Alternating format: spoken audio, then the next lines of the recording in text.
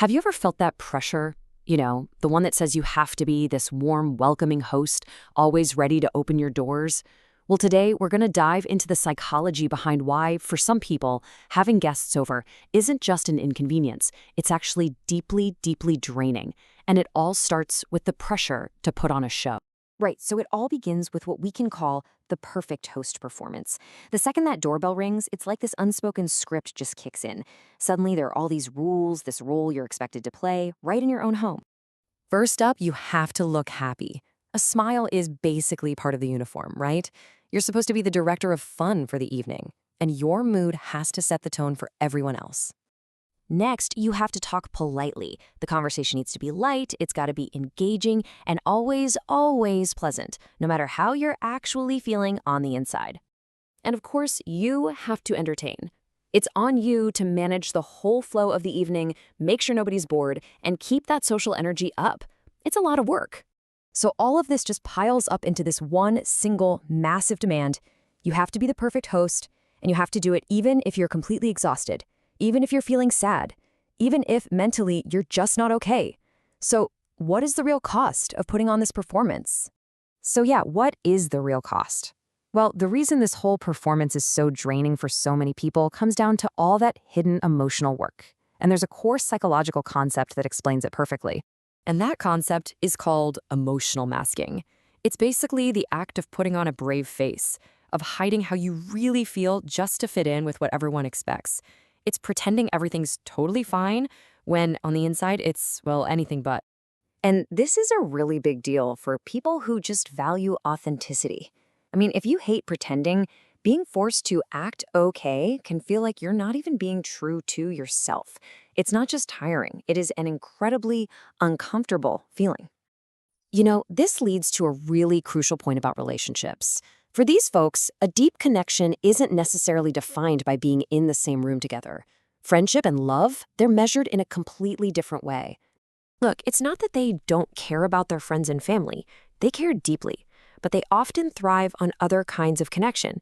Things like a long phone call, a really thoughtful text message, meeting up for coffee somewhere neutral, or even just a short but really meaningful chat can feel way more intimate than a long, draining evening at their house. So here is what it all boils down to. For them, it's about the quality of the emotional connection, not the quantity of time spent in the same physical space. That whole idea of, if I don't come to your house, we're not close, it doesn't really land. They don't need someone in their personal space to prove their love. And sometimes, honestly, the reason is even simpler than all that. It's got nothing to do with the guests themselves. It's all about protecting your home as a sanctuary and just fulfilling this really profound basic need for peace. So what does that peace actually mean?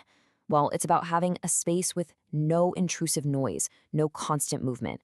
It's a place where there's no pressure to have a forced conversation, and maybe most importantly, no demand for any emotional effort. It's where you can actually truly recharge. That's it. Just peace. And you know what? There is absolutely nothing wrong with needing that. But because of this need, society often slaps some pretty negative labels on people who don't like hosting. Psychology, though, encourages us to look at this in a totally different way.